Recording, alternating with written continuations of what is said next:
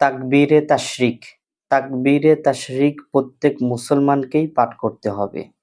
আগামী বুধবার ২৭শে মে ৯ জিলহজ ফজর নামাজ থেকে শুরু করে রবিবার ৩১শে মে ১৩ই জিলহজ আসর নামাজ পর্যন্ত প্রত্যেক ফরজ নামাজ পর তাকবীরে তাশরিক পাঠ করতে হবে। তাকবীরে তাশরিকের ঘটনাটা কি? সাইয়্যিদুনা ইব্রাহিম আলাইহিস সালাম আল্লাহ রাব্বুল আলামিনের নির্দেশে যখন তিনার সন্তান ইসমাঈল আলাইহিস সালামকে কুরবানি করার জন্য প্রস্তুত হলেন, তখন তিনি তিনার সন্তানকে উদ্দেশ্য করে বললেন, ইয়া বুনাইয়া ইন্নী আরা ফিল মানামি আন্নী আযবাহুকা ফানজুর মাযা তারা।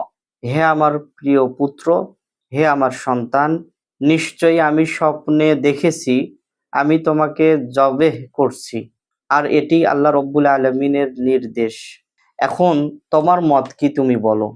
কুরবান যাই ওই ছোট্ট শিশু সাইয়্যিদুনা ইসমাঈল আলাইহিস সালামের উত্তর শুনে উত্তরে তিনি বললেন, ইয়া আবাতি ফাআল মা তু'মার। হে আমার প্রিয় পিতা, আমার আব্বু, আপনি তাই করুন যা আল্লাহ রব্বুল আলামিন নির্দেশ দিয়েছেন, অর্থাৎ আমাকে কুরবানি করুন, আমাকে জবাই করুন, কেননা আল্লাহ রব্বুল আলামিনের নির্দেশ। সাতাজিদুনি ইনশাআল্লাহু মিনাস সাবিরিন।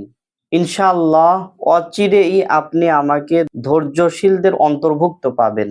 তখন সাইয়্যিদুনা ইব্রাহিম আলাইহিস সালাম তিনার সন্তান ইসমাঈল আলাইহিস সালামকে কুরবানি করার জন্য প্রস্তুত হলেন। আল্লাহ রব্বুল আলামিন জান্নাত থেকে দুম্বা পাঠিয়ে দিলেন সাইয়্যিদুনা জিবরিল আলাইহিস সালামের মাধ্যমে। জিবরিল আলাইহিস সালাম ইসমাঈল আলাইহিস সালামের জায়গাতে দুম্বাটি রাখলেন। রাখার পরে ইসমাঈল আলাইহিস সালামের জায়গাতে দুম্বা কুরবানি হয়ে গেল। সাইয়্যিদুনা জিবরিল আলাইহিস সালাম তখন বললেন, আল্লাহু আকবার, আল্লাহু আকবার। ইব্রাহিম আলাইহিস সালাম তখন দেখলেন কুরবানি হয়ে গেছে।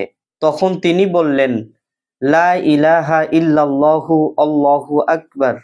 এটা শুনে সাইয়্যিদুনা ইসমাঈল আলাইহিস সালাম তখন বললেন, আল্লাহু আকবার ওয়ালিল্লাহিল হামদ। এই ঘটনার সাথে তাকবীরে তাশরিকের প্রসিদ্ধ সম্পর্ক বর্ণিত হয়েছে। এখান থেকেই তাকবীরে তাশরিক শুরু হয়েছে।